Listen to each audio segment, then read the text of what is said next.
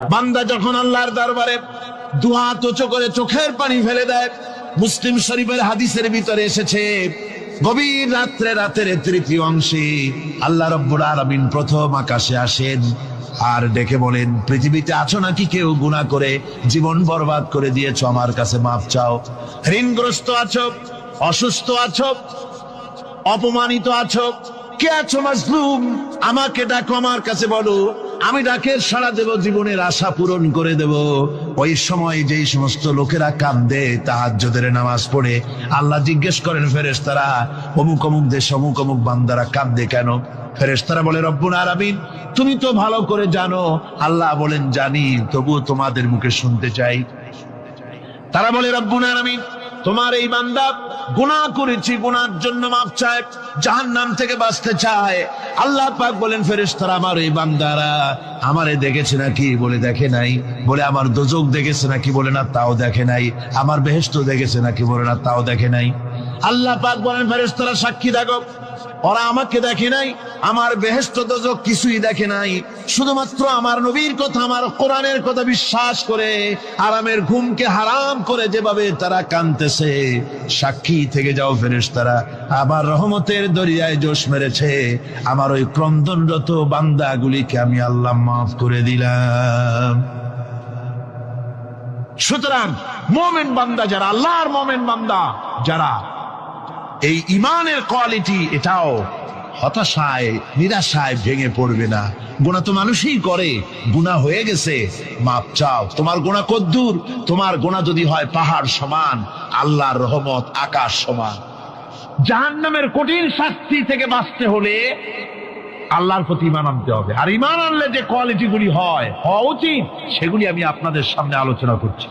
এরপর আরেকটি কোয়ালিটি হবে মুমিনের, তা হলো কঠোর কঠিন বিপদে অবিচল থাকবে, বিপদে ভেঙে পড়বে না। বিপদ আপদ, শত্রুতা, ক্ষয় ক্ষতি যা কিছু হয় সবই আল্লাহর পক্ষ থেকে, এটা মেনে নিতে হবে এবং ধৈর্য ধারণ করতে হবে। বিপদ মুসিবত শুধু উম্মতের জন্য নয়, দুনিয়ার সমস্ত নবীদের বিপদ এসেছে, হয় নাই? নবীদের বিপদ আসে নাই? কোরআনে কারীম থেকে শুনুন, আল্লাহ রাব্বুল আলামিন বলেন, ওয়াকাযালিকা জাআলনা লিকুল্লি নাবিয়্যিন আদুওয়াম মিনাল মুজরিমিন। আল্লাহ পাক বলেন, এমনি করে আমি সকল নবীদের শত্রু বানিয়ে দিয়েছি সব পাপিষ্ঠ আর অপরাধ প্রবণ লোকদেরকে। প্রত্যেক যুগে নবীদের শত্রু ছিল, প্রত্যেক যুগে নবীদের কি ছিল? শত্রু ছিল। সে শত্রু কারা ছিল? আল্লাহ পাক বলছেন, নবীদের শত্রু ছিল পাপিষ্ঠ আর অপরাধ প্রবণ লোক, এরাই ছিল নবীদের দুশমন। রাসূলগণের অবস্থা যদি এই হয়, তাহলে তার উম্মত, ওই দিনের ধারক বাহক যারা, তাদের বুঝি বিপদ আপদ হবে না? নাকি হবে কিনা? তো ইসলামের বিরোধিতা যারা করে, কোরআনের পরিভাষায় বলা হয়েছে ইসলামের দুশমন, নবীদের দুশমন।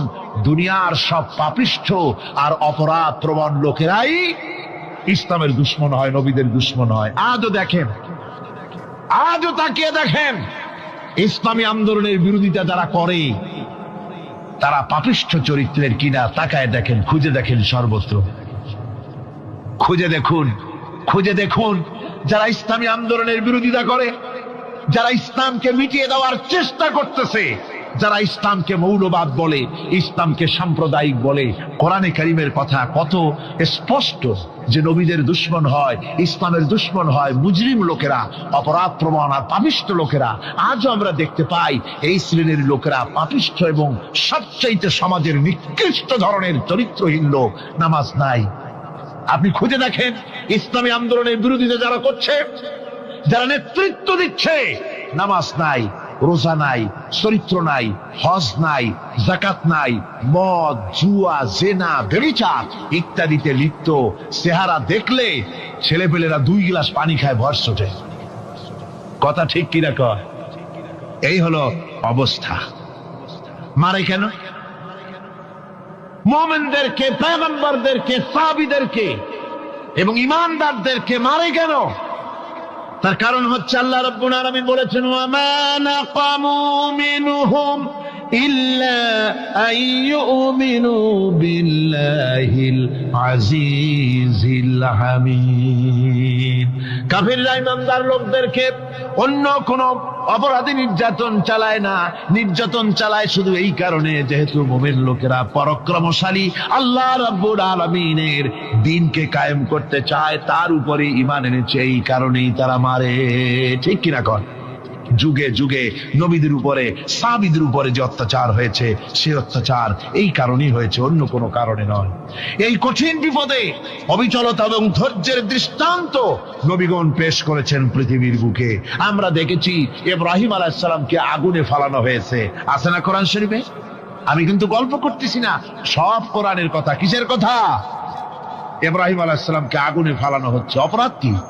অপরাধ হচ্ছে হযরত ইব্রাহিম আলাইহিস সালাম দাওয়াত দিয়েছেন লা ইলাহা ইল্লাল্লাহ। জোরে পড়েন লা ইলাহা ইল্লাল্লাহ, লা ইলাহা, লা ইলাহা ইল্লাল্লাহ মুহাম্মাদুর রাসূলুল্লাহ। হযরত ইব্রাহিম আলাইহিস সালাম দ্বীনের দাওয়াত দিয়েছেন, এক আল্লাহর দাওয়াত দিয়েছেন, ঈমানের দাওয়াত দিয়েছেন। আর কোন অপরাধ ছিল না। নমরুদ সহ্য করতে পারল না। কোরআনে কারীমের মধ্যে সব কথাগুলি আল্লাহ পাক এই জন্য বিধৃত করেছেন, এই জন্য কোরআনে কারীমের মধ্যে সব কথা উঠায় দিয়েছেন, যাতে করে মুমিনেরা বিপদ আসলে পরে যেন ঘাবড়ে না যায়। ইব্রাহিম আলাইহিস সালামকে আগুনে ফালানো হচ্ছে। ফেরেশতা বলছে, ইব্রাহিম তোমারে আগুনে ফালায় দাও, হতেছে আমার কাছে সাহায্য চাও, আমার কাছে ক্ষমতা আছে, আগুনগুলো উঠাইয়া নমরুদের বংশ জ্বালায় দেব। হযরত ইব্রাহিম ফেরেশতার কাছে সাহায্য চাইছিলেন নাকি? তিনি বললেন, ফেরেশতা তোমার কাছে সাহায্য কেন চাইব?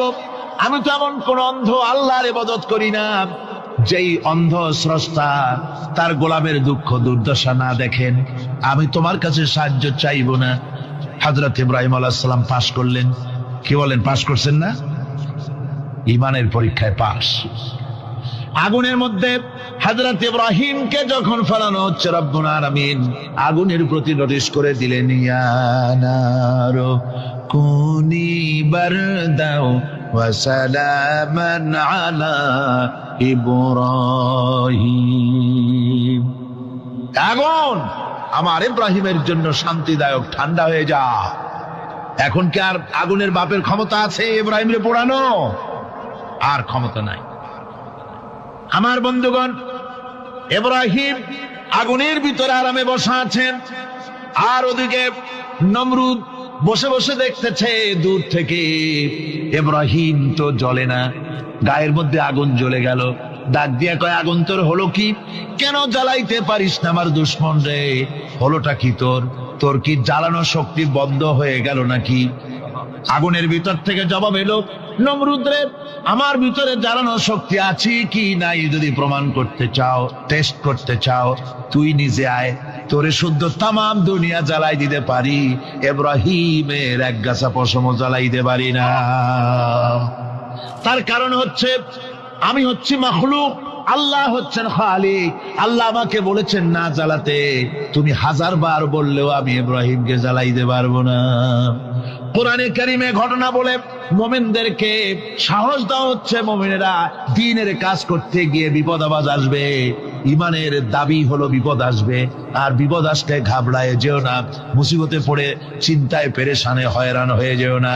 বিশ্বকবি আল্লামা ইকবাল কি সুন্দর করে বলেছেন, আজ ভি হোক জু ইব্রাহিম কা ইমা पैदा आग कर सकती है एक अंदाज गुलिस्तां पैदा। ইব্রাহিমের ঈমান যদি আজিও কোথাও হয় বিদ্যমান, করতে পারেন অগ্নিকুণ্ডে খুবসুরত এক গুলিস্তান। আজও যদি আগুনের ভিতরে কোন নমরুদ কোন ইব্রাহিমকে যদি ফেলে দেয়, আল্লাহ রাব্বুল আলামিন আজও আগুনকে ফুলের বাগান বানায়া দিবেন। সুবহানাল্লাহ। ভয় পাওয়ার কারণ নাই, চিন্তা করার কোনো কারণ নাই। আমার বন্ধুগণ, হযরতে হুদ আলাইহিস সালামকে যখন সমাজের লোকেরা, রাষ্ট্রের লোকেরা ঘিরে ফেলে দিল। সমাজ শক্তি, রাষ্ট্র শক্তি যখন তাকে ঘিরে ফেলে দিল, ষড়যন্ত্রের পাহাড় তুলে দিল, তারে মেরে ফেলে দিবে। হযরত হুদ দেশ থেকে তা পালায় গেলেন না, ভয় পেলেন না। হযরতে হুদ আলাইহিস সালাম বললেন, কোরআনে কারীমে হযরত হুদের কথা কোট করা হলো, ফাকিদুনি জামিআন সুম্মা লা তুনজিরুন। সম্মিলিতভাবে ষড়যন্ত্র করো আমার বিরুদ্ধে, সবাই মিলে ষড়যন্ত্র করো, সুম্মা লা তুনজিরুন, আর আমাকে এতটুকু অবকাশ তোমরা দিও না। ইন্নী তাওয়াক্কালতু আলাল্লাহি রাব্বি ওয়া রাব্বিকুম, আমি ভরসা করেছি সেই আল্লাহর উপরে, যার কুদরতি হাতের ভেতরে, যিনি আমাদের রব তোমাদেরও রব, আর যার কুদরতি হাতের ভিতরে তামাম পৃথিবীর জানগুলি যার হাতে, সে আল্লাহর উপরে ভরসা করেছি। ষড়যন্ত্র যদ্দূর আছে করতে থাকো, আমি ষড়যন্ত্র পরোয়া করি না। সুবহানাল্লাহ। এটাই হলো মুমিনের কোয়ালিটি। শুধু ঈমান, লা ইলাহা ইল্লাল্লাহ মুহাম্মাদুর রাসূলুল্লাহ, গরুর গোশত খাই, আর রবিউল মাস আসতে পরে ইয়া নবী সালাম আলাইকা, ইয়া রাসূল সালাম আলাইকা, তারপরে গরম গরম জিলাপি আর রসগোল্লা খাইলাম খুব বেশি করিয়া, এর নাম মুমিন নয়। মুমিন হচ্ছে তার চলায় ফেরায়, ওঠায় বসায় সাহসিকতার তার এক আন্দাজ তৈরি হবে সে। আমার ভাইয়েরা, বিপদে অবিচলতা আমাদেরকে পয়গম্বরেরা শিক্ষা দান করেছেন। আমরা দেখতে পেয়েছি বিশ্বনবী জনাবে মুহাম্মাদুর রাসূলুল্লাহ সাল্লাল্লাহু আলাইহি ওয়াসাল্লাম হিজরতের রাত, কাফেররা চতুর্দিকে দাঁড়ানো। হযরত জিবরাইল এসে বলেন, ইয়া রাসূলুল্লাহ, হে কাফেররা চতুর্দিকে ঘিরে দাঁড়িয়েছে, গভীর রাত, এখন হাতে তাদের তরবারি, সকাল হলে পরেই তারা আপনাকে মেরে ফেলে দিবে, তাড়াতাড়ি ওঠেন, মদিনার দিকে চলে যান। আল্লাহ নবী ঘুমের থেকে জেগে হযরত আলীকে ডেকে বলেন, আলী, আল্লাহ অর্ডার করেছেন, আমি মদিনায় চললাম, আমার বিছানার পরে আমার চাদর গায়ে দিয়ে শুয়ে থাকো। হযরত আলী বলেন, আল্লাহর হাবিব, আপনার চাদর গায়ে দিয়ে ঘুমিয়ে থাকবো, সকালবেলায় কাফির বেঈমানেরা আপনার বিছানার পরে আপনার চাদর গায়ে দেওয়া অবস্থায় আমি আলীকে তারা মুহাম্মদ মনে করবে, আর আমি আলীকে নবী মনে করে তারা তাদের তরবারি দিয়া কেটে কেটে টুকরা টুকরা করে আমারে বিদায় করে দেবে দুনিয়া থেকে। এতটুকুনো পরোয়া করি না, বরং আমার দিলের মধ্যে এটাই তৃপ্তি থাকবে যে আমি আলীর জীবনের বিনিময় আল্লাহর হাবিব দুনিয়ায় বেঁচে আছেন। যে ব্যক্তি বিদ্রোহ করেছে এবং দুনিয়ার জীবনকে অগ্রাধিকার দিয়েছে, তার জায়গা হচ্ছে জাহান্নাম। জোরে বলেন নাউজুবিল্লাহ। যে ব্যক্তি আল্লাহর সঙ্গে বিদ্রোহ করেছে আর পরকালের জন্য পাথর জোগাড় করে নাই, দুনিয়াকে অগ্রাধিকার দিল, পরকালকে ভুলে গেল, তার জায়গা হলো জাহান্নাম। وَأَمَّا مَنْ خَافَ مَقَامَ رَبِّهِ وَنَهَى النَّفْسَ عَنِ الْهَوَى فَإِنَّ الْجَنَّةَ هِيَ الْمَأْوَى। আর যে ব্যক্তি আপন প্রভুর সামনে উপস্থিত হওয়াকে ভয় করেছে এবং আপন প্রবৃত্তিকে লালসা মুক্ত করেছে, লালসার হাত থেকে রক্ষা করেছে, আল্লাহ রব্বুল আলামিন কিয়ামতের দিন তার জন্য রেখে দিয়েছেন জান্নাত। তার জন্য কোন জায়গা? জান্নাত। আমাদেরকে পরকাল ভিত্তিক জীবন যাপন যদি করি, তাহলে কবরের জবাবগুলি খুব আসান হবে। আর যদি পরকাল ভিত্তিক জীবন যাপন না হয়, কবরটা মুসিবত হয়ে যাবে। হযরত ওসমান রাদিয়াল্লাহু তাআলা আনহু কবরের কাছে গিয়ে খুব কাঁদতেন। সাহাবায়ে কেরাম প্রশ্ন করেছেন, হুজুর, রাসূল করিম সাল্লাল্লাহু আলাইহি ওয়াসাল্লাম যখন জান্নাত ও জাহান্নামের ওয়াজ করেন, কখনো তো এত বেশি আপনি কাঁদেন না, যত বেশি কাঁদেন কবরের কাছে এসে, কারণ কি? হযরত ওসমান রাদিয়াল্লাহু তাআলা আনহু বলতেন, আমার সাথীরা, আমি আমার হাবিবের কাছে, আল্লাহ রাব্বুল আলামিনের রাসূলের কাছে আমি শুনেছি, এই কবরটাই হলো প্রথম স্টেশন, এই কবরটাই হলো প্রথম ইমিগ্রেশন কাউন্টার। এই জায়গায় কেউ যদি ধরা পড়ে যায়, কারো যদি চার্জশিট হয়ে যায়, সব জায়গায় ধরা পড়ে যাবে, হাসরে মিজানে সিরাতে কোনো জায়গায় নাজাত পাবে না। আর এই কবরটা যদি কেউ মুক্তি পেয়ে যায়, মিজান, সিরাত, হাসর সব জায়গা থেকে আল্লাহ তারে ভালোভাবে পার করে দিবেন। এটা হলো আসল জায়গা, মারাত্মক জায়গা, খুব মারাত্মক জায়গা। আমি এটাকে ইমিগ্রেশন কাউন্টার বলেছি আমার ভাষায়। ইমিগ্রেশন কাউন্টার যারা বিদেশ ভ্রমণ করেছেন তারা জানেন। লন্ডন যাবেন, আমেরিকা যাবেন, সৌদি আরব যাবেন, যে কোনো বিদেশে যাবেন, গেলেই পাসপোর্ট তারা দেখবে। পাসপোর্টে আপনার ন্যাশনালিটি কোনটা সেটাই তারা জানতে চাইবে। আপনি কোন দল করেন এটা তারা জানতে চাইবে না। আপনি কোন ভাষায় কথা বলেন তাও তাদের জানার দরকার নেই। প্রথমেই তারা আপনার ন্যাশনালিটি দেখবে, আপনার আইডেন্টিটি কি তারা জানতে চাইবে। তারপরে যদি স্যাটিসফ্যাক্টরি হয় আপনাকে ভিসা দিয়ে ভেতরে ঢুকবার ব্যবস্থা করে দেবে। আর যদি তারা স্যাটিসফাইড না হয় তাহলে আপনাকে মেহমানখানায় ঢুকানো হবে গ্রেফতার করে। কবর হচ্ছে এ ধরনের একটি ইমিগ্রেশন কাউন্টার। কবরের ভিতরে মানুষ যখনই রাখা হবে সঙ্গে সঙ্গে দুজন ফেরেশতা আসবে।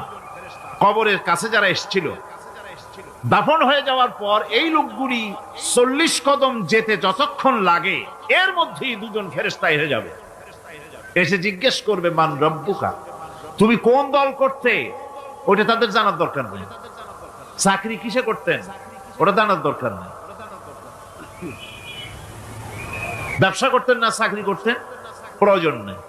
প্রথমেই জিজ্ঞাসা করা হবে ন্যাশনালিটি, প্রথমেই জিজ্ঞাসা করা হবে তার ন্যাশনালিটি সম্পর্কে, তার আইডেন্টিটিটা কি, এবং সেটাকে সত্যায়িত করার জন্য, বোঝার জন্য 3টি প্রশ্ন।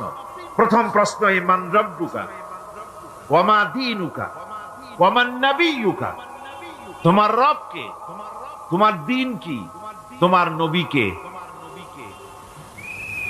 যদি এই ব্যক্তি বেঈমান হয়, মুনাফিক হয়, সে বলবে হায় হাতা লা আদরি, হায় হাতা লা আদরি, জানি না, আমার রবকে আমি জানি না। তোমার দিন কি, দিন কারে কয় বুঝি না। এরপরে আল্লাহর নবী জনাবে মুহাম্মদ রাসূলুল্লাহ সাল্লাল্লাহু আলাইহি ওয়াসাল্লাম কি দেখানো হবে, বলা হবে মা কুনতা তাকুলু ফি হাদার রাজুল, এই ব্যক্তি সম্পর্কে তোমার ধারণা কি নিকে, বলবে আমি চিনি না। নাউযুবিল্লাহ। বাস, এরপরে তার যা হবার তাই শুরু হয়ে যাবে। আর যদি বান্দাটা মুমিন হয়, প্রশ্ন করা হবে মান রব্বুকা, জবাব দেবে রব্বি আল্লাহ, আমার রব আল্লাহ রাব্বুল আলামিন।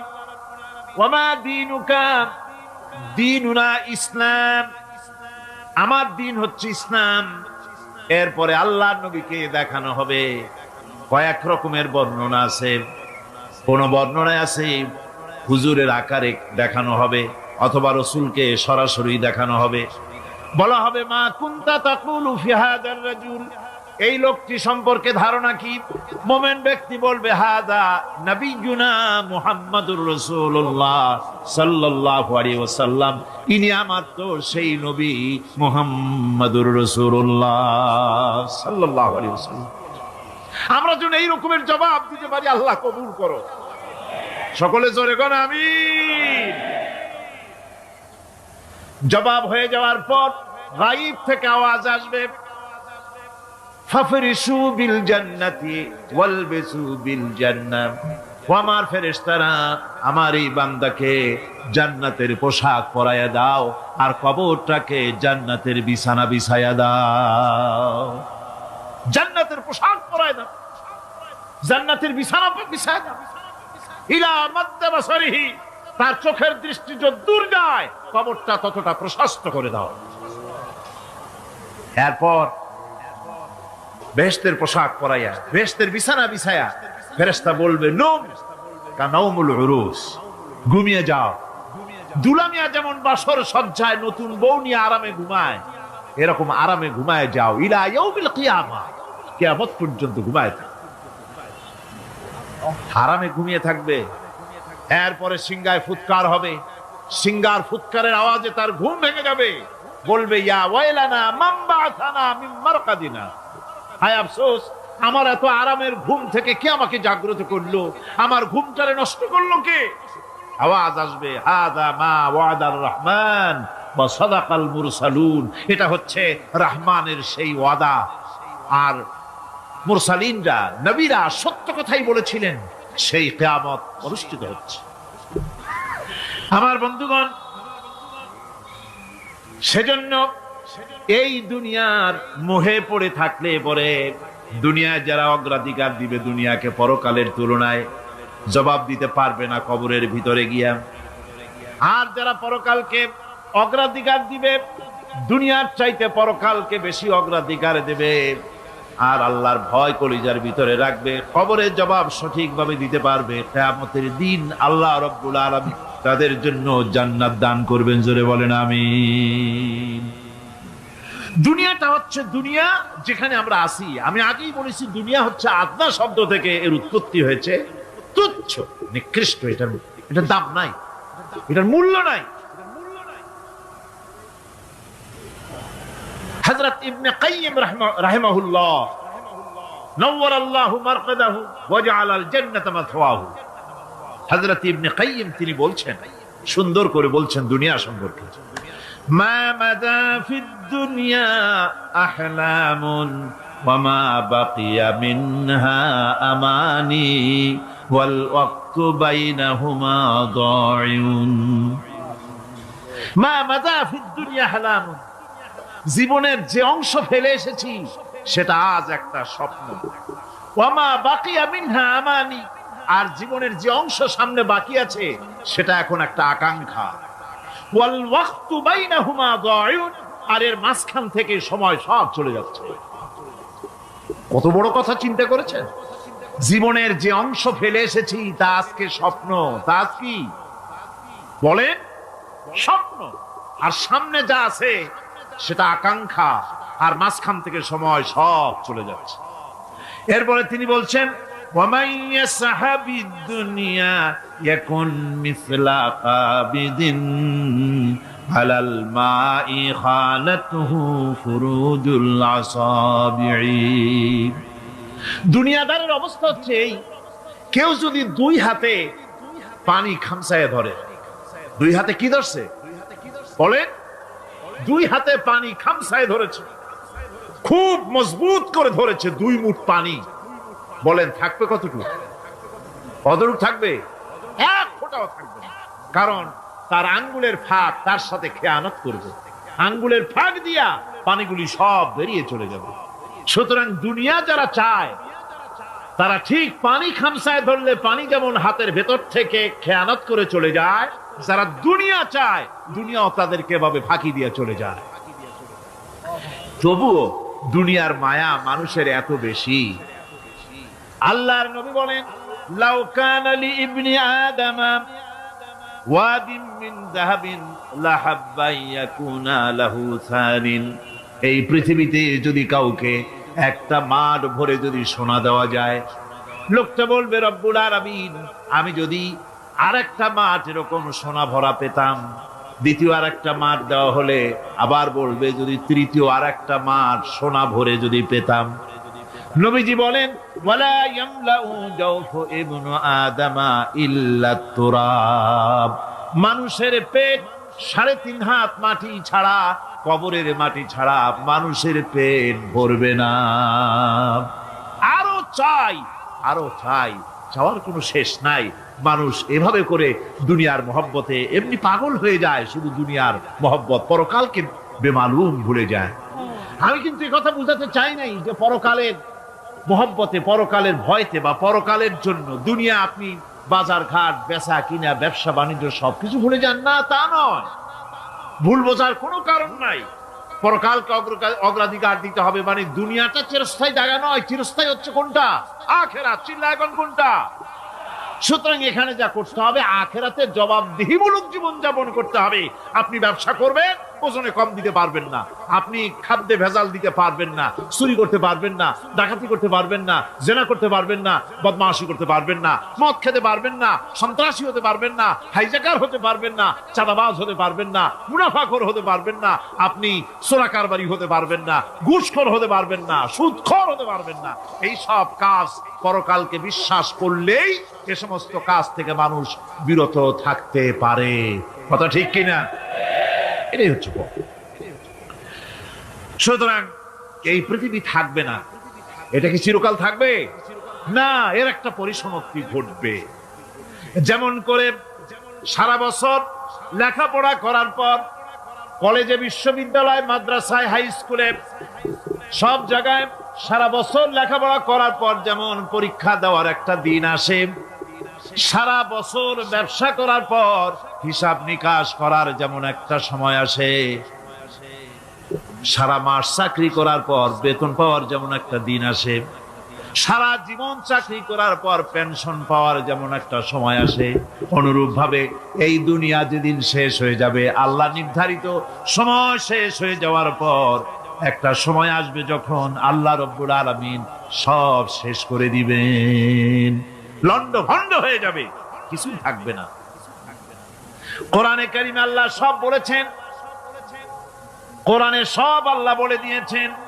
আল্লাহ পাক বলেন এই পৃথিবীর সব কেমন ভাবে ধ্বংস হবে তার চিত্র আল্লাহ পাক কোরআনে কারিমে তুলে ধরেছেন। ইযাস সামাউ ফাতারাত ওয়া ইযাল কাওয়াকিবু তাসারাত ওয়া ইযাল বিহারু ফুজ্জিরাত ওয়া ইযাল কুবুরু বু'সিরাত। যখন আকাশসমূহ দীর্ণ বিদীর্ণ হয়ে যাবে, তারকাগুলি বিক্ষিপ্ত হয়ে ছিটকে পড়বে, আর সমুদ্রগুলি উচ্ছ্বসিত হয়ে পড়বে, কবরগুলি সব তার ভেতরে যা আছে উদ্গীরণ করে দেবে, তারকাগুলি স্থিমিত হয়ে যাবে। এরপরে সমস্ত আকাশগুলি কাতাইয়িস সিজিল্লিল কুতুব, কিতাবের পৃষ্ঠার মতো একটার পরে একটা ঠাস ঠাস করে পড়তে থাকবে, চূর্ণ বিচূর্ণ হয়ে ভেঙে চুরে একাকার হয়ে যাবে। পাহাড়গুলিকে উড়িয়ে দেওয়া হবে, চন্দ্র এবং সূর্য একাকার হয়ে যাবে। আল্লাহ রাব্বুল আলামিন বলেন ফাইদা বারিকাল বাসার ওয়া খাসাফাল কমার ওয়া জুমিআশ শামসু ওয়াল কমর। চক্ষু যখন বিস্ফারিত হয়ে যাবে, চাঁদ যখন তার আলো হারিয়ে ফেলবে, সূর্য যখন তার আলো হারিয়ে ফেলবে, চাঁদ আর সূর্য সব একাকার হয়ে যাবে, সেই সময়ের অবস্থাটা কি চিন্তা করো। মানুষ হয়রান হয়ে দৌড়াদৌড়ি করবে।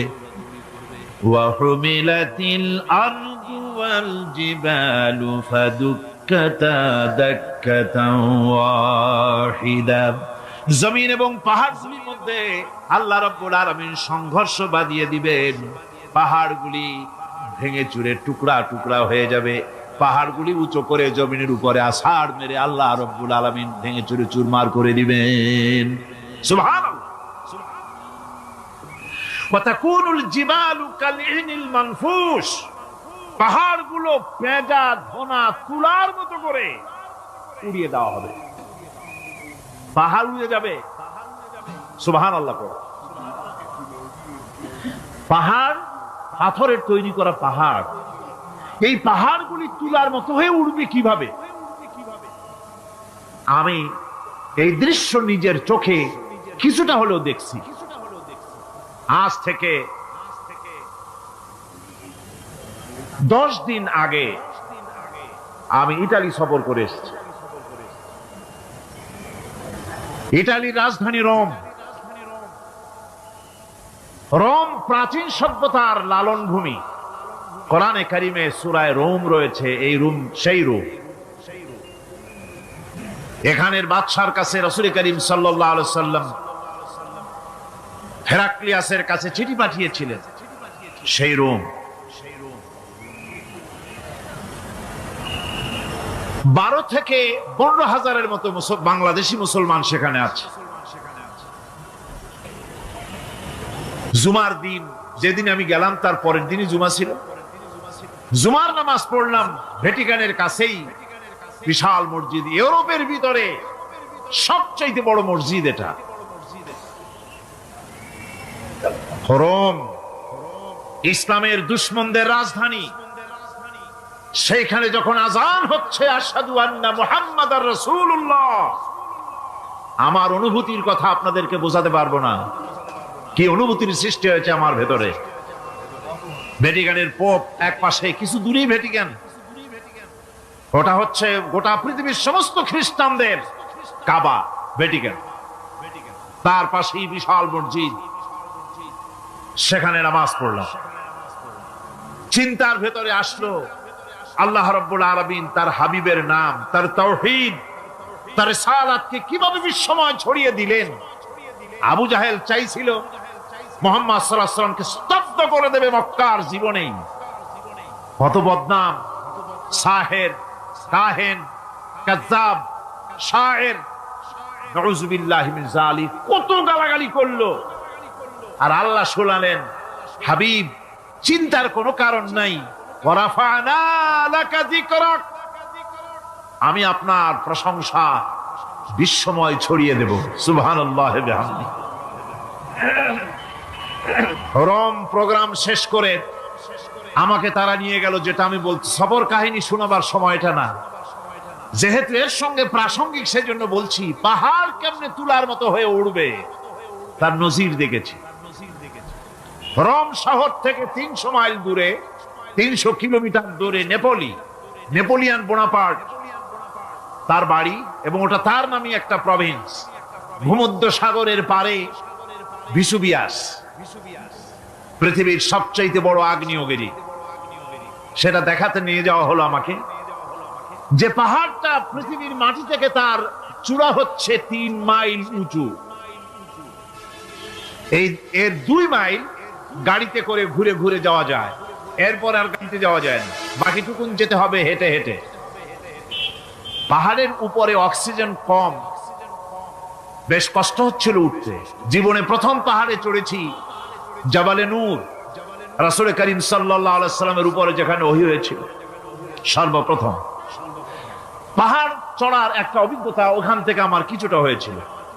খুব কষ্ট হলো বাকি 1 মাইল উঠতে। যখন ভিসুভিয়াসের একদম শীর্ষে চলে গেছি, সেখানে গিয়ে আমার সাথে 15-20 জন লোক ছিল। আমি নিজে আল্লাহু আকবার বলে আমার গলা থেকে আওয়াজ বেরিয়ে গেল। আমি দেখতে পেলাম ভিসুভিয়াসের শীর্ষে বিশাল গর্ত।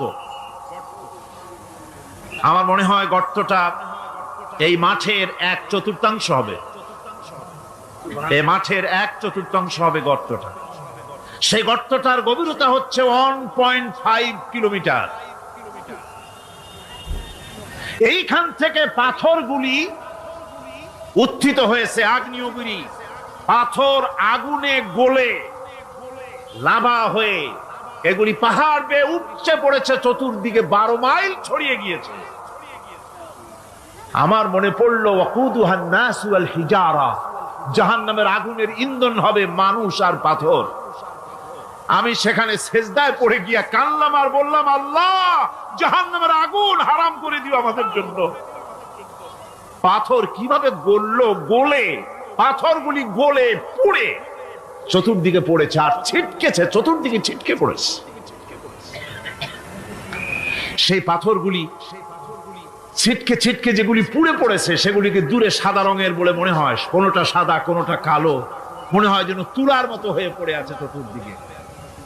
1944 সনে তৃতীয়বারের মতো ভিসুভিয়াস অগ্নিগিরি যে অগ্নি উৎপাত করে, তাতে আশেপাশের 12 মাইল এলাকা এফেক্টেড হয়ে যায়। পাথরগুলি গলে এভাবে বিধ্বস্ত করে দিয়েছে। এখান থেকে এখানে জোহরের নামাজ, আসরের নামাজ আমরা পড়লাম, আল্লাহর কাছে খুব দোয়া করলাম। এখনো ধোঁয়া উঠতেছে, এখনো পাহাড়ের ফাটল দিয়ে ধোঁয়া উঠছে। একজন হাত দিয়ে আমাকে বলল যে খুব গরম লাগে ধোঁয়াগুলি। ওখানকার লোকেরা বলল যে ভেতরে এখনো আগুন আছে, তবে সুপ্ত, যে কোনো মুহূর্তে আবার তা জাগ্রত হতে পারে। আমরা সেখান থেকে নেমে এলাম। একটু কিছু দূর গিয়েই সেখানে হলো পম্পেই শহর। এই পম্পেই শহরটা হচ্ছে ঈসা আলাইহিস সালামের জন্মের 2000 বছর আগে এই শহর তৈরি হয়। ঈসা আলাইহিস সালামের জন্মের 179 বছর পর ভূমিকম্প হয়। সেই ভূমিকম্পে গোটা পম্পেই শহরটা পৃথিবীর মানুষের চোখের আড়াল হয়ে যায়, ধ্বংস হয়ে যায়, মাটির তলায় গরক হয়ে যায়। আজ থেকে 200 বছর আগে মাটি খনন করতে গিয়ে এই শহর আবিষ্কৃত হয়। পুরা শহরটা খুঁড়ে তারা বের করেছে 180 হেক্টর জমিনের উপরে এই বিশাল শহর। ঘুরে ঘুরে দেখলাম, গাড়ি চলে না সেখানে, পায়ে হেঁটে দেখতে হলো। প্রশস্ত রাস্তা। আজ থেকে 4000 বছর আগের মানুষেরা রাস্তা বানাতে জানতো পাথর দিয়ে, এবং রাস্তার দুধারে তাদের ছিল ফুটপাথ, পানির ব্যবস্থা, নগরায়নের সব রকমের সুযোগ সুবিধা। তারপরে সেখানে বিচারালয়, এরপরে দোকানপাট, বাজার ঘাট, সবকিছুর ব্যবস্থা রয়েছে। বিশাল বিশাল পাথর গুলি দিয়ে পিলার তৈরি করা। ভাবলাম এই পিলারগুলি, এই পাথরগুলি তারা কিভাবে ক্রেন ছাড়া এত উপরে উঠালো কি করে, আমার মাথায় আসলো না। পাথর কেটে কেটে সুন্দর সুন্দর অঙ্কন শিল্প তারা করেছে। এরপরে ঘুরতে ঘুরতে বাদশার রাজার বাড়িতে গিয়ে ঢুকলাম। সেখানে গিয়ে দেখলাম উলঙ্গ এত মূর্তি পাথরের তৈরি করা। পাথর কেটে কেটে দেওয়ালে যৌন মিলনের এমন কোন অশ্লীল ছবি নাই যা তারা সেখানে তৈরি করে নাই।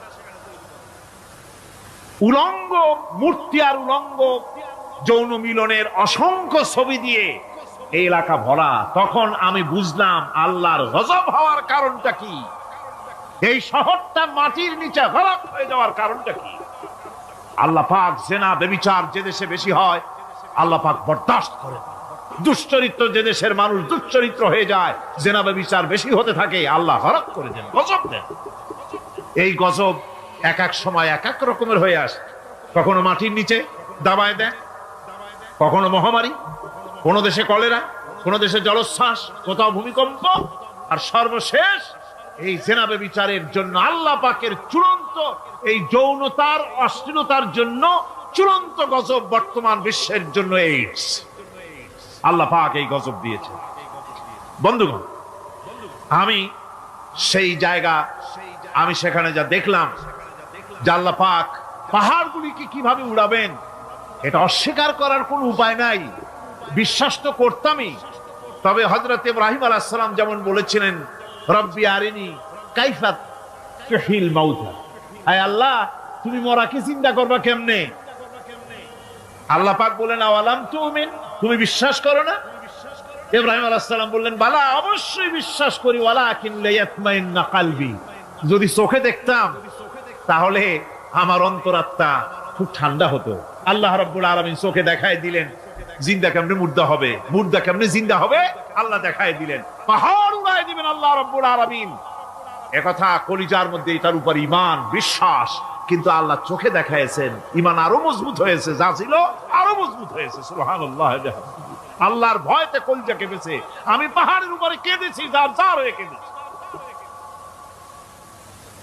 বন্ধুগণ, আল্লাহ সুবহানাহু ওয়া তাআলা এই জন্য বলেছেন, কুল সিরু ফিল আরদ, আমার জমিন ঘোরো, ভালো করে দেখো, কাইফা কানা আকিবাতুল মুকাজ্জিবিন, মহা সত্যকে যারা অস্বীকার করেছে তাদের পরিণতি আমি কি করে দিয়েছি, এগুলি চোখে ভালো করে তাকায় দেখো।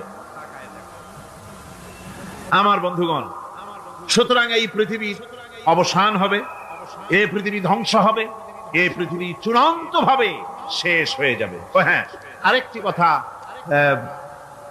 বলতে হয়, সেটা হচ্ছে যে এই রোম থেকে আরেকটু দূরে 900 মাইল দূরে হচ্ছে সিসিলি। 900 মাইল দূরে, সেখানে এই সিসিলি মুসলমানেরা শাসন করেছিল 350 বছর। সেই সিসিলিতে রয়েছে 360টা মসজিদ মুসলমানদের করা। সমস্ত মসজিদগুলি আজ তালা বন্ধ, একটা মসজিদও খোলা নাই। সেখানকার মুসলমানেরা ওয়াজ শুনতে এসেছিল রোমে। আমি তাদের জন্য পরামর্শ দিয়েছি যে গভর্নমেন্টের কাছে তোমরা দাবি জানাও যে অন্তত একটা মসজিদের দরজা আমাদের জন্য খুলে দাও।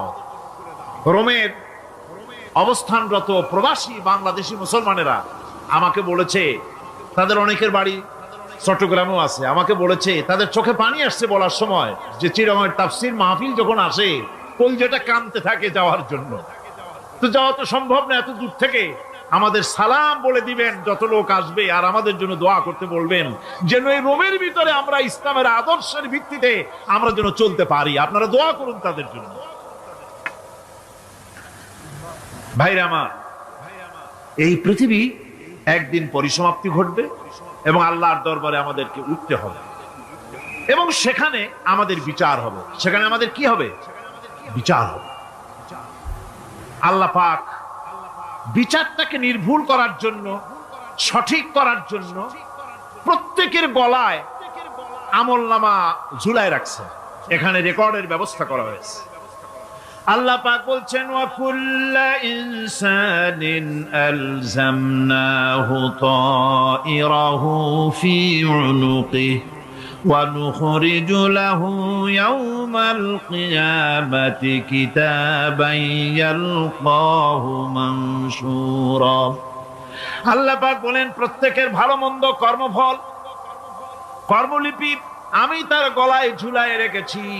কিয়ামতের দিন সে নিজের কাছে স্পষ্ট সব দেখতে পারবে, কোনো জিনিস বাদ পড়বে না। তার গলায় তার আমলনামা ঝুলানো আছে, সব রেকর্ড হতেছে। আমরা যা করছি সবগুলি রেকর্ড হয়ে যাচ্ছে। বর্তমান বিজ্ঞানীরা আবিষ্কার করেছে যে মানুষের শরীরের ভিতরে ডিএনএ আছে, রক্তের ভিতরে ডিএনএ, এটা একটা কোড। মানুষের রক্তের ভিতরে ডিএনএ আছে। যেমন তার ব্রেনের ভিতরে কতগুলি কোষ আছে, এক একটা কোষ এক এক ধরনের কাজ করে, অনুরূপ ভাবে তার শরীরের ভিতরে রক্তের ভিতরে ডিএনএ আছে। এই ডিএনএটা কি? এই ডিএনএটা হচ্ছে, এই ডিএনএ একটা কম্পিউটারের মতো কাজ করতেছে। লোকটা কি করবে, কোথায় যাবে, সে ভালো হবে মন্দ হবে কি হবে, সব তার ডিএনএর মধ্যে রেকর্ডকৃত আছে। এটা বোঝার জন্য একটা সুন্দর দৃষ্টান্ত দেওয়া যায়। যেমন এই কাগজটাকে আপনারা মনে করুন একটা গাড়ির একটা ব্লুপ্রিন্ট, একটা গাড়ির ব্লুপ্রিন্ট। এখানে লেখা আছে গাড়ি কিভাবে তৈরি হবে। এই কাগজটা নিয়ে ঘরের মধ্যে রেখে দিলেন, এখন এই কাগজটা থেকেই অটোমেটিক গাড়ির উইন্ডো তৈরি হলো, শিল তৈরি হলো, গাড়ির বডি তৈরি হলো, চেসিস তৈরি হলো, টায়ার তৈরি হলো, ইঞ্জিন তৈরি হলো, ব্যাটারি তৈরি হলো, পেট্রোল নিল, আর কোন রকমের ড্রাইভার ছাড়াই গাড়ি চলতে আরম্ভ করলো। এই কথাটা যদি মনের মাথার মধ্যে আনতে পারেন যে এটা কিভাবে হইতে পারে, এতে লেখা অনুযায়ী যেভাবে হওয়া যদি সম্ভব হয়, অনুরূপ ভাবে মানুষের রক্তের ভিতরে ডিএনএ এরা আবিষ্কার করেছে। এর ভিতরে মানুষের ভালো মন্দ, কোথায় যাবে কি করবে, সবকিছু এর মধ্যে রয়েছে। কোরআনে কারীমে আল্লাহ রাব্বুল আলামিন, আমি গত বছরও বলছিলাম যে বিজ্ঞানের আবিষ্কার যত বাড়বে কোরআন বোঝা মানুষের জন্য তত সহজ হবে। কোন সুবহানাল্লাহ। কোরআন বোঝা মানুষের জন্য তত সহজ হবে। সুতরাং মানুষের গলার সাথে আল্লাহ পাক বলছেন যে একটা আমলনামা আমি ঝুলাই দিয়েছি তার গলার সাথে, সে যা করতেছে ওখানে সব লিপিবদ্ধ হচ্ছে, কম্পিউটারাইজড, কম্পিউটারের মতো এগুলি সব গ্রহণ করতেছে। এগুলি কিয়ামতের দিন তার সামনে হাজির করা হবে। কিয়ামতে যখন আমলনামা তার সামনে দিয়ে বলা হবে ইকরা কিতাবাকা কাফা বিনাফসিকাল ইয়াওমা আলাইকা হাসিবা, তাকে বলা হবে নিজের কর্মলিপি নিজেই পড়ো, আজ তুমি তোমার নিজের হিসাব নিতে যথেষ্ট। বন্ধুগণ, এই মাহফিলে যত লোক আমরা বসে আছি, আমরা আমাদের হিসাব নিতে যথেষ্ট না আরেকজন লাগবে? কোন আমরা যথেষ্ট কিনা? কথা বোঝেন নাই। আমি বলতে চেয়েছি এটা, আমরা যদি এখন চোখ বুঝে চিন্তা করি যে পিছনের জীবনে কি করেছি, মনে পড়বে নাকি পড়বে না? বলেন সবাই, পড়বে কি পড়বে না? ছোটবেলায় কবে পায়ের নিচে কাঁটা ফুটেছিল, কবে কোথায় আছাড় খেয়েছিলেন, কবে কার বেল তাল আম কাঁচা আম চুরি করে খেতে গিয়ে কিল খেয়েছিলেন, তাড়া খেয়েছিলেন, তাকে এখন মনে নাই? আছে। তাহলে কিল, ওই তাল বেল চুরি করতে গিয়ে যে কিলটা খাইছিলেন সেটাও মনে আছে, ভালো মন্দ সব মনে আছে। তাহলে কোন হোটেলের রুমে কি করছিলেন, কোন স্কুলে কোন কলেজে কি করছিলেন, তারপরে জীবনে ছোট বড় ঘটনাগুলি চোখ বুঝতে মনে পড়বে না? এবার হিসাব করেন, মনে যদি পড়ে এবার হিসাব করেন আপনি জান্নাতি না জাহান্নামী। আপনি আপনার নিজের হিসাব নেওয়ার জন্য যথেষ্ট। তাকে হিসাব করতে বলা হবে, তোমার হিসাব, তোমার নিজের হিসাব নেওয়ার জন্য তুমি যথেষ্ট, তোমার হিসাব তুমি নিজেই করো, এটা পড়ো। আর সেই কিয়ামতের দিন কোন সাহায্যকারী মিলবে না। লান তানফাকুম আরহামুকুম ওয়ালা আওলাদুকুম ইয়াউমাল কিয়ামা। লান তানফাকুম, কিয়ামতের দিন কোনো ফায়দা হবে না, অবশ্যই কোনো ফায়দা হবে না, কোনো উপকারে আসবে না। কিয়ামতের দিন তোমার সন্তান, তোমার স্ত্রী, তোমার মাল, তোমার সম্পদ কোনো উপকারে আসবে না কিয়ামতের ময়দানে। সেদিন সব তোমার সাথে বিচ্ছ করবে, সব পালায় যাবে। সেখানে উৎকোষেরও কোনো কারবার নাই যে ঘুষ টুস দিয়া, ফেরেশতাদের কোন রকম বুঝবাজ দিয়া, আলাদা কোনো চোরাগলি পথ দিয়া একেবারে ফুট করে ভেসতে চলে যাবেন, এমন কোনো সুযোগ নাই।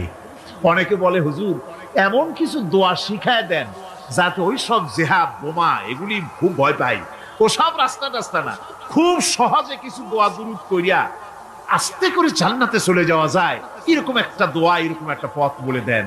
আমি বলি ভাই, এরকমের কোন চোরাগলি আমার রাসূল আবিষ্কার করতে পারেন নাই। আল্লাহর পয়গম্বরের ওই ধরনের কোন পথ আবিষ্কার করতে পারেন নাই।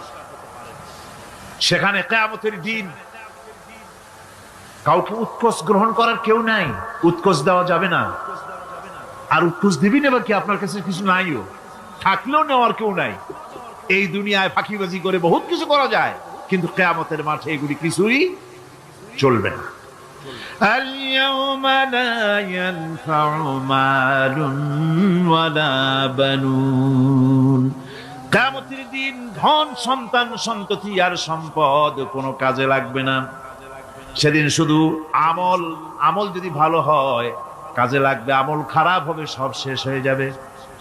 আল্লাহ রাব্বুল আলামিন নবীজিকে ডেকে বলেছেন, নবী আপনি বলেন, কুল মা কুনতু বিদআম মিনার রাসূল, আপনি বলুন আমি কোন নতুন রাসূল নই, আমার আগে অনেক নবী রাসূল পৃথিবীতে এসেছেন, তারা বিদায় হয়ে গেছেন। আমি জানি না কিয়ামতের দিন আল্লাহ রাব্বুল আলামিন আমার সাথে কি ব্যবহার করবেন, আর আমি এও জানি না যে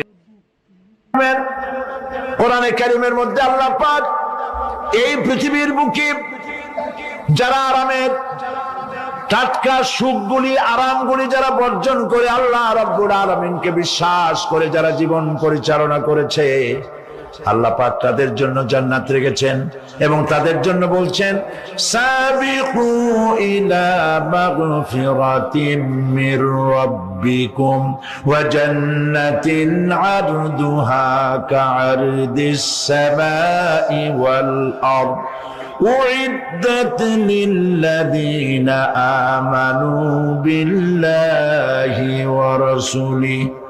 আল্লাহ পাক বলেন, প্রতিযোগিতা করো আল্লাহর মাগফিরাত কামনার জন্য আর জান্নাতে যাওয়ার জন্য প্রতিযোগিতা করো, আল্লাহর রহমত পাওয়ার জন্য সৎ কাজের প্রতিযোগিতা করো, তাহলে আল্লাহ রাব্বুল আলামিন তোমাদেরকে ক্ষমা করবেন আর তোমাদের জন্য এমন জান্নাত দিবেন যেই জান্নাত আকাশের বিশালতার, জমিনের বিশালতার মতো। এই বিরাট জান্নাত তোমাদেরকে দিবেন। এই জান্নাত চিরস্থায়ী সুখ এবং শান্তি জায়গা হবে।